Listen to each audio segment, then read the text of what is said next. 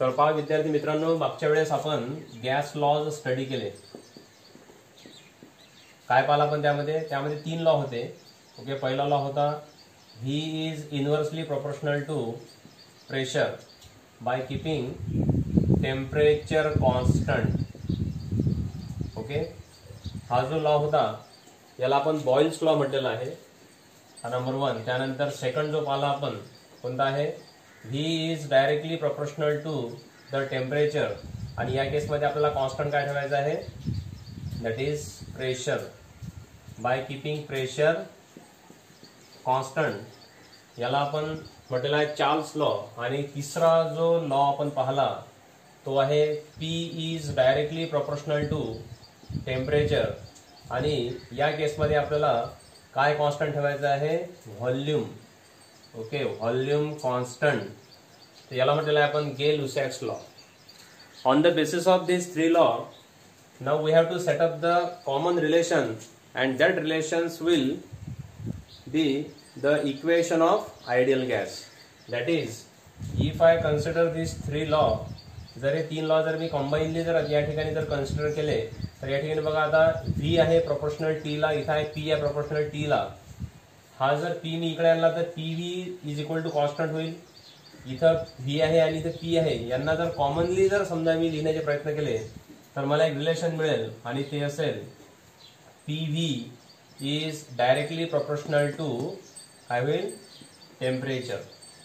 आता या रिलेशन मध्ये आपल्याला काय कन्सिडर करायचं आहे, इन दिस रिलेशन और these laws, if I consider for the ideal gas, then we have to take the gas of 1 mole. 1 mole gas आपण एवढा घेऊ, आणि रिलेशन काय होईल मग, PV is directly proportional to NT. And when we consider this kind of relation, then we remove the proportionality sign and take the constant. आता या ठिकाणी हे गॅसचा स्टडी आहे म्हणून या ठिकाणी कोणता कॉन्स्टंट होईल, तो गॅस कॉन्स्टंट होईल. म्हणजे मी आता या ठिकाणी काय लिहू शकतो मग, PV इज इक्वल टू, प्रोपोर्शनलचं चिन्ह काढलं, इक्वल टू आणि N ॲज इट इज, आणि कॉन्स्टंट जो घेतो मी या ठिकाणी तो आहे R. म्हणजे व्हॅल्यू होईल PV is equal to NRT. हे जे इक्वेशन आहे, this is called the equation of ideal gas. परंतु या ठिकाणी N म्हणजे काय आहे, तर इथं N म्हणजे नंबर ऑफ मोल किंवा मोल. त्यानंतर R म्हणजे काय आहे, तो आहे गॅस कॉन्स्टंट. गॅस कॉन्स्टंटची व्हॅल्यू आणि त्याचे युनिट्स आपण आता पाहूच. त्यानंतर या ठिकाणी जे टेम्परेचर आहे तर ते असते absolute temperature, or we can say that PV is equal to NRT is the equation of ideal gas. परंतु हेच इक्वेशन मी आता बोल्ट्झमन कॉन्स्टंटच्या फॉर्म मध्ये जर काढण्याचे प्रयत्न केले तर या ठिकाणी आपल्याला काय घेता येईल. Okay, here N is what, N is the mole. आणि मोल जर कन्सेप्ट मला घ्यायची असेल तर मोल म्हणजे काय असते, तर आपल्याला माहिती आहे की 1 मोल म्हणजे मास ऑफ गॅस, त्याला आपण स्मॉल m ने डिनोट करतो, divided by mass of gas divided by आपण काय घेऊ, याचं मोलर मास ऑफ गॅस. काय घेऊ, molar mass. Molar mass generally काय असेल, तर त्या केसमध्ये आता याला बघा आपल्याला कसं लिहिता येईल परत, mass of gas. Mass of gas म्हणजे काय, सपोज आता एक कंटेनर घेतलेला आहे मी, त्या कंटेनर मध्ये नंबर ऑफ मॉलिक्युल्स आहेत. लक्षात, नंबर ऑफ मॉलिक्युल जर असतील तर एका मॉलिक्युलचं मास जर मी समजा सपोज M घेतलं, लक्षात, एका मॉलिक्युलचं मास काय आहे, M आहे.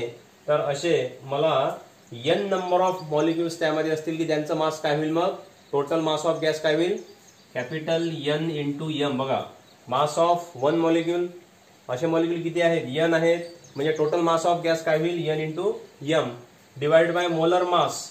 आता मोलर मास म्हणजे काय, तर 1 मोल एवढ्या गॅसचं मास. मग 1 मोल एवढे गॅसचे मॉलिक्यूल जर कन्सिडर केले तर ते किती असतील, तर ते असतात जनरली, याला म्हणतो आपण ॲव्होगॅड्रोज नंबरने डिनोट करतो आपण, ते 1 मोल गॅसमध्ये एवढे मॉलिक्यूल असतील. तर एवढ्या मॉलिक्यूलचं मास जर मला कन्सिडर करायचं असेल तर एवढ्या मॉलिक्यूलचं मास म्हणजे ते होईल मोलर मास. म्हणजे या ठिकाणी मी परत काय करू शकतो, कॅन्सल, आता M कॅन्सल होऊन जाईल. Okay, if I cancel this M to M, then I get the relation N divided by NA. म्हणजे instead of this N, now I can put here N upon NA. So next case is capital R. This capital R means that is the gas constant. या gas कॉन्स्टंटला आपण कसं लिहू शकतो, तर या gas कॉन्स्टंटला जर मी लिहिलं here, okay, gas constant capital R can be written in the form of Na, that is Avogadro's number, and Boltzmann constant, त्याला नाव आहे काय, Boltzmann constant. लक्षात, Na and Boltzmann constant, that is Kb. म्हणजे पाहता आपण गॅस कॉन्स्टंटला कोण्या form मध्ये लिहू, Na and Kb, that is खाली लिहू शकतो मी इथं की R is equal to what, Na into Kb. तुम्ही जर Na ची व्हॅल्यू घेतली, ओके, किती 6.022 into 10 to the power 23 into Kb, that is Boltzmann constant 1.83 into 10 to the power -23. Okay, तर या दोघांचं कॅल्क्युलेशन जर केलं तुम्हाला आता काय मिळेल, R ची व्हॅल्यू मिळेल. लक्षात, म्हणजे R ची व्हॅल्यू जी आहे, ओके, ती सेम व्हॅल्यू या दोघांचं मल्टिप्लिकेशन केलं तर आपल्याला मिळेल. म्हणजे या आर ला मी लिहू शकतो आता या दोघांच्या फॉर्म मध्ये, या इक्वेशन मध्ये. लक्षात, म्हणजे मला इक्वेशन काय मिळेल मग, okay, PV is equal to, now you can see here, PV is equal to काय होईल, एन म्हणजे काय, एन म्हणजे capital N upon Na, okay, into R म्हणजे काय आहे, तर आर आहे Na into Kb and T as it is, that is capital T. आता तुम्ही या रिलेशन मध्ये जर पाहिलं तर इथं Na आणि Na काय होऊन जाईल, कॅन्सल होऊन जाईल. म्हणजे आपल्याकडे काय राहते, तर रिलेशन आपल्याकडे राहील PV is equal to N, that is capital N, then Kb Boltzmann constant and T, that is temperature. So this is also another form of ideal gas equation, that is PV is equal to, I write it again, N into Kb, okay, N into Kb into T. So you can consider this equation as another form of ideal gas. So on the basis of these two equation, we can say that PV is equal to nRT and PV is equal to N into Kb into T. आता या relation मध्ये जेव्हा आपण या PV is equal to NRT ला consider करतो, तर ideal gas जो कॉन्स्टंट आहे, सॉरी, या ठिकाणी गॅस कॉन्स्टंट जो आहे आर, त्याची व्हॅल्यू आपल्याला कशी मिळेल ते बघा आता. Okay, when we consider PV is equal to NRT, okay, then if you want to calculate the R, then this R can be written as, हा आर जर मी याच ठिकाणी ठेवतो इकडे, तर या ठिकाणी काय राहील पीव्ही, आणि हा एन इंटू टी काय होतील इकडे डिवाइड मध्ये येते. ओके, ते जर डिवाइड मध्ये आले, एक मिनिट बघा आता, पीव्ही अपॉन एन टी. आता आपल्याला या पीव्ही अपॉन एन टीच्या या रेशोवरून आपल्याला आर चे युनिट्स मिळतील. क्लिअर आहे, पहा बरं काय होतील मग. आपल्याला माहित आहे की पी म्हणजे काय असते, तर हे आहे प्रेशर, आणि प्रेशरचं जे युनिट आहे त्याला आपण काय म्हणतो, तर ते आपण लिहू शकतो force upon area. Force upon area, पहा लक्ष द्या, फोर्स अपॉन एरिया. ओके, एक मिनिट, फोर्स अपॉन एरिया म्हणजे काय झालेलं आहे, pressure. Okay, force upon area into volume. व्हॉल्यूमचं जे युनिट आहे, ओके, किंवा आपण त्याला जे लिहितो ते असते मीटर क्यूब, किंवा आपण त्याला डायरेक्टली लिहू शकतो एम क्यूब.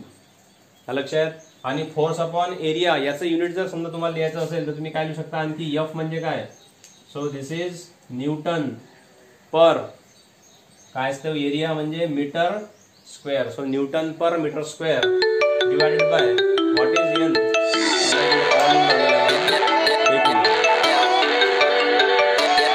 हा बघा, newton per metre square into metre cube, हे झालं प्रेशर इंटू व्हॉल्यूम. नाव एन म्हणजे काय आहे, मोल. आणि मोल म्हणजे तुम्हाला माहित आहे की याला युनिट ऍक्च्युअली नाही आहे, परंतु आपण डिनोट करतो मोलनी. लक्षात, सिम्पली आपण काय लिहितो, मोल. आणि टेम्परेचर, तर टेम्परेचरचं जे युनिट आहे SI, ते आपण लिहितो केल्व्हिन, दॅट इज के. तर याला जर तुम्ही व्यवस्थितरित्या जर या ठिकाणी कॅल्क्युलेट केलं तर हा मीटर स्क्वेअर आणि इथल्या मीटर क्यूब सोबत काय होईल, मीटर स्क्वेअर कॅन्सल होऊन जाईल, म्हणजे वर राहील newton metre divided by mole into K, म्हणजे आपल्याला राहिलेलं आहे खाली mole into kelvin and this is R. म्हणजे आता आर चे जे तुम्हाला या ठिकाणी युनिट मिळालेलं आहे, तर ते आरचे युनिट काय आहे मग, न्यूटन मीटर पर मोल पर केल्विन. याला तुम्ही परत आणखी डिफाईन करू शकता. न्यूटन मीटर म्हणजे काय, फोर्स इंटू डिस्प्लेसमेंट आहे ना, हे लक्षात, फोर्स इंटू डिस्प्लेसमेंट. आणि फोर्स इंटू डिस्प्लेसमेंट म्हणजे काय असते, वर्क असते. आणि वर्कलाच आपण वर्कचं जर एसआय युनिट जर घेतलं तर त्याचं काय होईल मग, जूल होईल. लक्षात, म्हणजे याला आपण असं लिहू शकतो, जूल पर मोल पर kelvin. So this is the unit for universal gas constant, that is R. Okay, so therefore unit of universal gas constant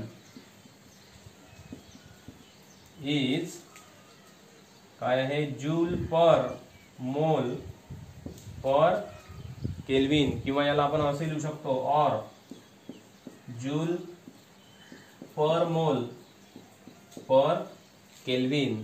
so this is the unit for universal gas constant. ठीक आहे.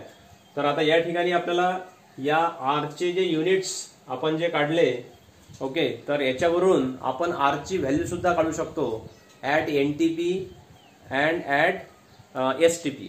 लक्षात, NTP आणि STP मध्ये काय फरक आहे, तर याच्यामध्ये बघा, आता जनरली जर आपण ॲट एनटीपी म्हणतो, पहा लक्षात द्या, ॲट एनटीपी, तर एनटीपीचा अर्थ काय होतो, तर ॲट एनटीपीचा अर्थ असा होतो की नॉर्मल टेम्परेचर अँड प्रेशर. तर नॉर्मल टेम्परेचर जर समजा तुम्ही घेतलं या ठिकाणी, किंवा प्रेशर घेतलं, तर प्रेशरची व्हॅल्यू जनरली असते 101.32 किलो पास्कल. पावर काय लिहिलेलं आहे मी, काय लिहिलं, 101.32 किलो पास्कल.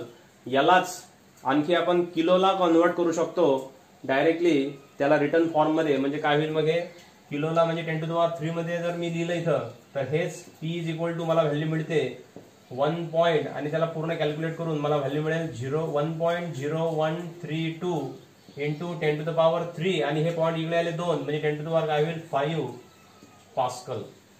पहा, म्हणजे नॉर्मल टेम्परेचर किंवा प्रेशरला पहिले कन्सिडर करू आपण. नॉर्मल प्रेशर म्हणजे किती, तर ते असते 1.0132 इंटू 10⁻5 पास्कल.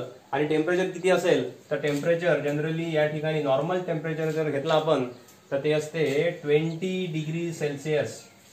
आणि 20 डिग्री सेल्सिअसला जर आपल्याला केल्विन मध्ये कन्वर्ट करायचे असतील, तर आपण या 20ला ऍड करतो 273 मध्ये, म्हणजे जनरली किती होईल मग ते, so which is equals to 293. Okay, आणि 273.15 असते ते ऍक्च्युली, 273.15 प्लस 20. लक्षात, तर आपण केले ते, तर ते 293.15. लक्षात, कशामध्ये झाले कन्वर्ट आता हे, केल्विन मध्ये. ओके, दिसत आहे इकडचं, हा ठीक आहे, येस. तर आता अशा प्रकारे आपण ही व्हॅल्यू कन्सिडर केली. याला म्हटलेलं आहे नॉर्मल टेम्परेचर अँड प्रेशर. लक्षात, नॉर्मल टेम्परेचर अँड प्रेशर. आणखी तुम्ही लिहू शकता at STP. What do mean by STP, at standard temperature and pressure. तर स्टँडर्ड टेम्परेचर अँड प्रेशरला जर समजा आपल्याला लिहायचं असेल, तर प्रेशरची व्हॅल्यू जनरली या ठिकाणी होते 10⁻5 पास्कल. आणि 10⁻5 पास्कल म्हणजे किती, तर ते असते 1 बार. फॉर्म्युले तुम्हाला लिहून दिलेले आहेत ऑलरेडी मी. Okay, you can check it and you can read it. Okay, आणि याला जर आपण इक्वल टू जर लिहिलं, किंवा इथं खाली लिहितो मी, ठीक आहे, इज इक्वल टू 1 बार म्हणजे किती, तर ते असते 1 ATM. 1 bar is equal to 1 ATM. लक्षात, 1 ॲटमॉस्फेरिक. ओके, अँड टेम्परेचरची व्हॅल्यू किती असेल, एसटीपी स्टँडर्ड, तर ते असते 0 degree Celsius. 0 degree Celsius. What does it mean, it means that 273.15 किंवा 273 केल्विन. तर या केसमध्ये आपण अशा प्रकारे या नॉर्मल टेम्परेचरच्या, प्रेशरच्या आणि स्टँडर्ड टेम्परेचरच्या आणि प्रेशरच्या व्हॅल्यू आपण ह्या काय करतो, कन्सिडर करतो. Okay, so this is the study on the basis of 3 basic gas laws, and from which we derived the ideal gas equation, and from this ideal gas equation we derived the another form. What is the another form that is PV is equal to N KBT. मी हा इथे लिहू शकतो PV is equal to N KBT.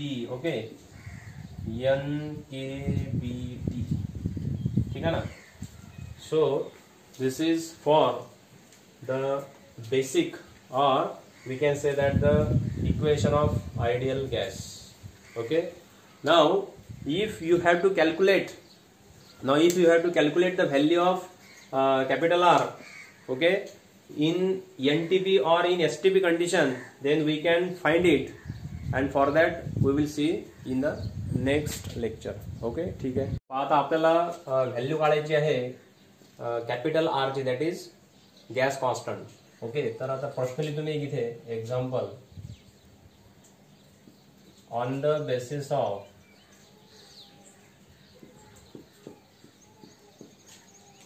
Ideal gas equation, okay, find the value of capital R at STP. Okay, STP, value of capital R, which occupies okay, volume of 22.4 litre. Okay, तर असा एक प्रश्न आहे तुम्हाला. आता याच्यावरूनच तुम्ही capital R ची value आपण कॅल्क्युलेट करू शकतो, ठीक आहे ना. तर सोल्युशन मध्ये लिहून घेऊ मग. Okay, here the condition is at standard temperature and pressure. So in STP मध्ये आपल्याला माहित आहे की जी व्हॅल्यू असते टेम्परेचरची, तर ते टेम्परेचरची व्हॅल्यू किती आहे STP साठी 0 डिग्री सेल्सिअस. ओके, आणि 0 डिग्री सेल्सिअस जर तुम्ही घेतली तर ती आपल्याला टेम्परेचर म्हणजे SI मध्ये जर कन्वर्ट केला तर किती होईल मग ते 273 केल्व्हिन. प्रेशरची व्हॅल्यू किती असते STP ला, म्हणजे स्टँडर्ड प्रेशर किती असते 1 × 10⁵ पास्कल आहे ना, घेतलेलं मी याद आहे. आणि तुम्हाला काय दिलेलं आहे आपल्याला on the basis of ideal gas equation म्हटलेलं आहे. आणि आयडियल गॅसचे इक्वेशन जेव्हा आपण लिहितो PV is equal to NRT, तर या ठिकाणी पहा आता P ची व्हॅल्यू आपल्याला आहे माहिती, आपण लिहिली. त्यानंतर R आपल्याला कॅल्क्युलेट करायचं आहे. N म्हणजे किती आहे 1 मोल. अलग समजा ही कंडिशन तुम्हाला दिलेली आहे फॉर 1 मोल, इथे लिहू शकतो आपण फॉर 1 मोल. ओके, म्हणजे तुम्हाला याची व्हॅल्यू पण आता माहिती झालेली आहे 1. त्यानंतर T दॅट इज टेम्परेचर पण घेतलं, परंतु व्हॉल्यूम पण तुम्हाला दिलेलं आहे. किती आहे व्हॉल्यूम 22.4, म्हणजे व्हॉल्यूम पण आपल्याला पाहिजे. V is equal to 22.4 litre. आणि 22.4 लिटरलाच मी आणखी कसं लिहू शकतो, तर याला तुम्ही कन्वर्ट करू शकता कशामध्ये मीटरमध्ये. तर लक्षात, तर हे होईल that is or which is equals to 22.4 × 10⁻³ काय होईल मीटर किंवा क्युबिक मीटर. म्हणजे आता हे लिटरचं कन्व्हर्शन मी क्यूबमध्ये घेतलं आहे. लक्षात, म्हणजे क्युबिक मीटरमध्ये आपण याला कन्सिडर केलं तर आपल्याला माहिती आहे की 1 litre is equal to how many, that is 10⁻³ metre. अशा प्रकारे जनरली हे आता आपण कन्व्हर्शन केलेलं आहे. आता या ठिकाणी आपल्याला यूज करायचं आहे आयडियल गॅस इक्वेशन. खाली लिहू शकतो आपण we know that okay PV is equal to NRT. So therefore R is equal to काय होईल मग PV upon NT. So just simply put the value of PV and NT, that is R is equal to P, what is the pressure 1 × 10⁵ into volume किती घेतलेला आहे 22.4 × 10⁻³ that is volume. N that is 1 into what is T is 273. So by using logarithm, okay, log table, the value of this R can get or can be calculated 8.205 joule. याचं unit आपण मगाशीच काढलं. Okay, काय असते joule पर मोल पर kelvin. So this is the value of capital R at STP. So this is the problem. Okay, now there is another problem. एक आणखी एक प्रॉब्लेम आपल्याला बघायचा आहे आणि प्रॉब्लेम असा आहे की right the ideal gas equation. तुम्हाला एक व्हॅल्यू दिलेली आहे. ओके, पहा काय प्रश्न आहे. Write ideal gas equation for the mass of 7 gram of nitrogen gas. Okay, प्रश्न लिहितो मी इथे. Example, write the ideal gas equation for the 7 gram of, काय प्रश्न, 7 gram of nitrogen gas. 7 gram of nitrogen gas. ठीक आहे ना. पहा काय दिलेलं आहे तुम्हाला. आयडियल गॅस इक्वेशन आपल्याला काढायचं आहे आणि आयडियल गॅसचं इक्वेशन तुम्हाला माहिती आहे काय असते actually. PV is equal to NRT. लक्षात. तर ते आपल्याला 7 ग्रॅमसाठी काढायचं आहे. लक्षात. सो सोल्युशन मध्ये काय होईल, we know PV is equal to NRT. परंतु आता पहा या ठिकाणी आपल्याला एनच्या रिगार्डिंग ही व्हॅल्यू दिलेली आहे. मी तुम्हाला एक फॉर्म्युला सांगितला होता. कोणता, पहा आता इथं तुम्हाला 7 ग्रॅम दिलेला आहे आणि गॅस कोणता आहे, नायट्रोजन आहे. लक्षात. To find the value of N, that is mole, that is 1 mole, म्हणजे आपण एन म्हणतो त्याला. लक्षात. एन इज इक्वल टू, याचे 3 फॉर्म्युले तुम्हाला लिहून दिले मी. तुम्हाला जर समजा गिवन मास ऑफ गॅस दिलेला असेल, म्हणजे काय फॉर्म्युला, मास गिवन जर असेल तर त्याला डिवाइड करावं लागते आपल्याला मोलर मास, किंवा आपण त्याला म्हणतो ॲटॉमिक मास किंवा मॉलिक्युलर मास. लक्षात. ॲटॉमिक किंवा molar mass of given gas. लक्षात. तर आता हे मास गिवन आहे तुम्हाला काय, मग यांची व्हॅल्यू काय होईल, मास गिवन आहे म्हणजे किती आहे, 7 ग्रॅम आहे. लक्षात. आणि 7 ग्रॅम च्या डिवाइड मध्ये काय मिळालं आहे, ॲटॉमिक किंवा मॉलर मास. तर ॲटॉमिक मास म्हणजे नायट्रोजन आहे, N2. तर N2 साठी आपल्याला माहित आहे की 2 N आहेत, N आणि N. याचा ॲटॉमिक नंबर किती आहे, N चा 7. ओके, ते ॲटॉमिक मास किती होईल याचं, 14. आणि याचा पण किती होईल, 14. म्हणजे डबल जनरली घेतो आपण ते. तर 14 + 14 इज इक्वल टू किती होईल, मग हे 28. म्हणजे 7. आणि ॲटॉमिक किंवा मोलर मास आपण काढला आता N2 चा, किती आहे, 28. ओके, तर याची व्हॅल्यू काय होईल मग यांची, याला जर आपण डिवाइड केलं तर हे होईल 1/4. म्हणजे यांची व्हॅल्यू तुम्हाला मिळाली किती आहे, यांची व्हॅल्यू 1/4. आणखी काही दिलेलं आहे का तुम्हाला, R पण नाही दिलेला, T पण नाही, म्हणजे फक्त यांची व्हॅल्यू तुम्ही टाकून द्या. या ठिकाणी काय होईल मग, so PV is equal to N means 1/4 RT. So that is PV is equal to RT divided by 4 is the ideal gas equation for the 7 gram of nitrogen gas. लक्षात. तर असे वेगवेगळे कन्सेप्ट छोटे छोटे आपल्याला हे असे बघायचे आहेत.